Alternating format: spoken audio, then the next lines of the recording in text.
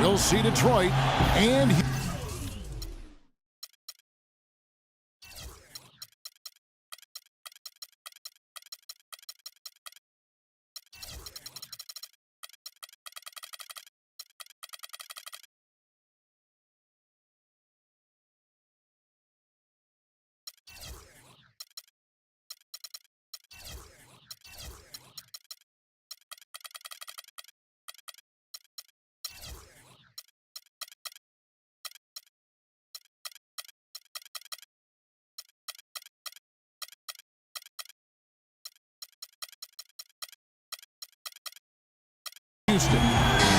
Hi, everyone. I'm Kevin Harlan with Steve Kerr and Clark Kellogg. Happy to have you along for this edition of the NBA on 2K Sports.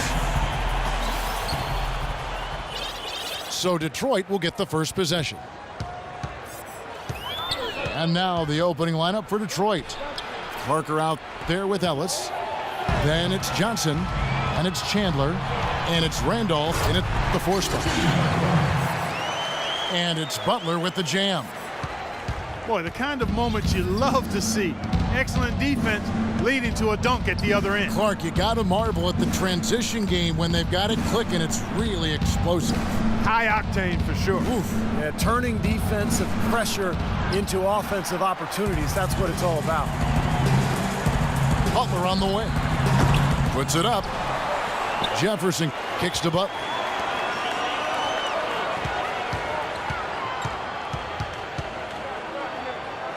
Bledsoe outside. The kick outside to Butler. Tries yet again. Good as the jump shot falls. Butler's got his second basket. And they have to mix it up defensively. That was just too easy. You know, it's really been this way for a few years when you look at the Rockets. They have been fantastic at getting to the line, and I think it caught a lot of teams in the East off guard last season. The Rockets have gone 2 for 4 from the field so far today. That's good. So first quarter just over. Finn.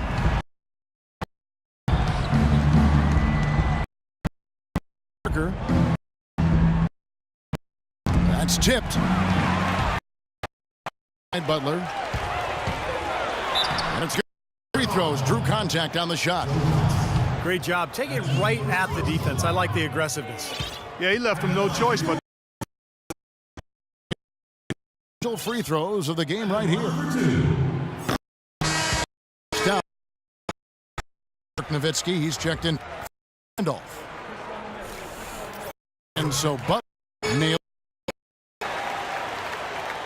The Detroit Pistons are from home. Trips to the Eastern Conference Finals, and Clark in 2004 the NBA title. But the rebuild, it's hiccups, Kevin. It's speed. Free agent signings. There's talent there, but this team hasn't figured out.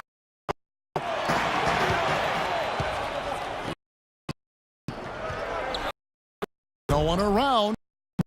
Drills it from outside. Got 3 points of the game.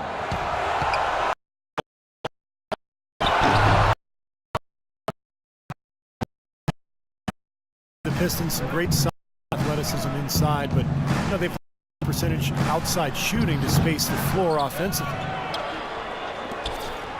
Kicks it out to Ellis. Can't tie it. That one misses. Yeah, again, iffy shot selection there. Defender draped all over him. Well, you got to understand who's guarding you in that situation. I mean, if he's on you tight, you can't just rise up and try to shoot over the top. He has really put his foot on the pedal this quarter, doing a tremendous job leading their offense. And, you know, for the Pistons last season, you look at the size and shot blocking ability, and you thought that team would be tougher defensively. But that wasn't really the case. I think it has to be attributed to mindset. Those young, big, athletic guys have to become much tougher mentally at the defensive end to be really successful. Here's Davis. Jefferson setting the pick for Davis. Off with the layup. Ellis.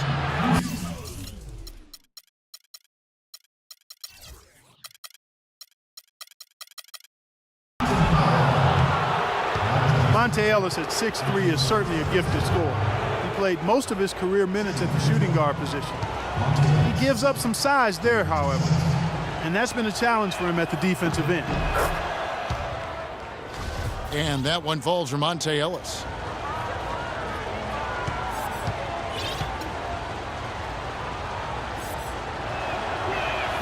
And Ellis drops them both. Well, despite his 6'3" height, Monte Ellis is at his best operating from the mid-range in. He's a superb athlete. He can slice into the defense and finishes with an outstanding touch around the rim. Pass to Bledsoe. Right side Davis. 6 on the shot clock. And he takes that one up and powers it through. He is one guy you do not stand in the way of when he decides to attack the rim. And you talk to some coaches around the NBA, they say that Monte Ellis is the closest thing in the league right now to an Allen Iverson. I would not disagree with that comparison, Kevin. I mean, you look at the quickness, the agility, the ability to score amidst the tall timber is really unique at his ability to finish against taller players. And you love the fearlessness. That's what really was the hallmark of Allen Iverson, and I see some of that in Ellis, too. Turner's checked in for Joe Johnson. Second free throw, no good. Tony could well be the best point guard penetrator in the game. I mean, he's great at finding the seam and getting the ball up and off glass before the shot blocker can recover. And once the ball hits the glass and comes off, it's no touch zone for the defender. And now the first timeout called here for Detroit. And Parker with the quickness to win that race to the rim, and then his great touch, able to use English or just a spin on the ball to drop it in. Even when the defense gets there early, it seems like Parker's able to use that teardrop.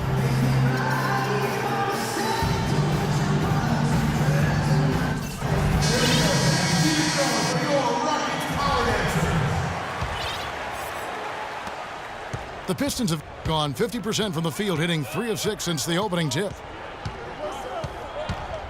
And for Parker now coming into his 30s, the question, how will his game, so based on speed, Clark, and elusiveness, how will it age?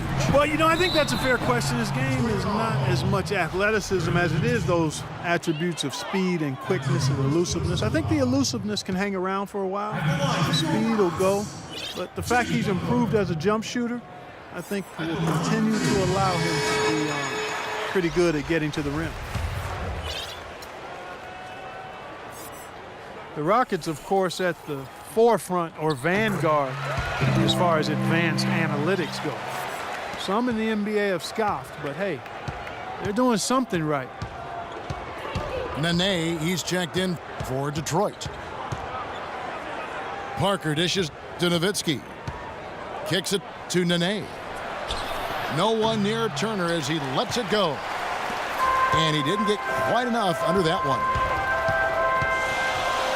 And as you guys know, the Rockets at the forefront technology-wise, too. You see coaches with electronic tablets. Well, they installed flat-screen monitors in the locker room, highlighting stats and videos for players. So, they're trying to close the loop and create that line of communication between the numbers crunchers and the players themselves.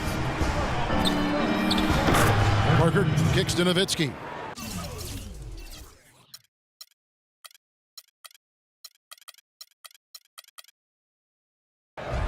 That drops, and it comes off an assist from Parker.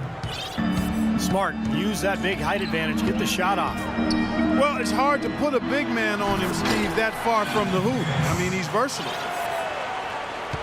When he's in that tight with that kind of height advantage over the defender, that's going to be a pretty easy play for him. Nowitzki outside. Plays it up, and despite of the excellent defense at that, Rockets leading by 4. The kick outside to Butler.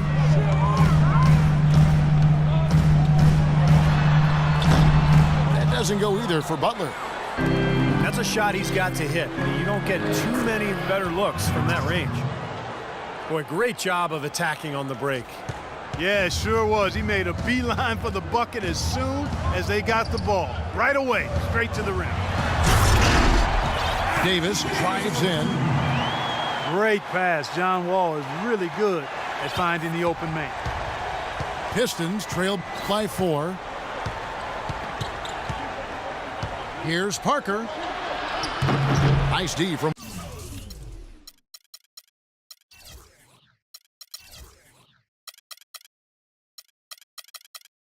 Wall. You know, a team's rebounding is one of the great measures of its energy, and theirs has been terrific in the first quarter. Yep, they were ready to go right from the opening tip. A different look here for Detroit. Tyson Chandler, he's checked in for Nene. Randolph comes in for Dirk Nowitzki. And it's Green in for Evan Turner. Davis with the bucket. He's finding all kinds of ways to get it done. What a quarter he's having. And Parker, here we go. Jeff Green on the wing. Here's Ellis. The 17-footer goes down. They've had assists now on their last 3 baskets. And it's not just their passing, but their cutting, their movement together as a unit that's led to that. And it's Butler missing. And that's a shot you can't pass up. He should knock that down. It's John Wall with the rebound. Wall's got his 3rd rebound on the night. Shot from the wing. And Houston again with the bucket. Even though it went down, I don't think that's the kind of look they should be settling for. 8-second difference between the shot clock and the game clock. Green kicks to Chandler. 6 to shoot. Parker with no one around. No good off the front iron. Wall passes to Bledsoe. Outside Butler. Great D that time from Green. And the first quarter is in the books. Second about ready to get underway. And breaking down some numbers here, the hustle stats for the Rockets. Well, I think the defensive aggressiveness on display here has caught them off guard, playing airtight defense and coming up with the steals. And another thing they've been doing right is converting a lot of second chance opportunities. I love the hustle and the effort. Whiteside is out there with Monroe. Then there's Victor Oladipo. Then there's Dragic. And it's Wiggins in at the 3. That's the 5 for Houston right now. Now here's Nowitzki. Dirk Nowitzki last season back in the All-Star game is 12th in 13 seasons. He left the knee troubles of 2 seasons ago in the rearview mirror. He's in top form once again. That free throw missing. And Nowitzki, even though late in his career put up close to a 50, 40, 90 season, missed it by only fractions of a percentage point, scoring as well as ever, and turned in his best season as far as assist-to-turnover ratio goes. And the jam by Craig Monroe. Well, Clark, a clear lane to the basket and the emphatic jam. And that is outstanding attacking basketball. Well, he had no choice but to take that one to the bucket. Now here's Williams. He feeds it to Beal. Back to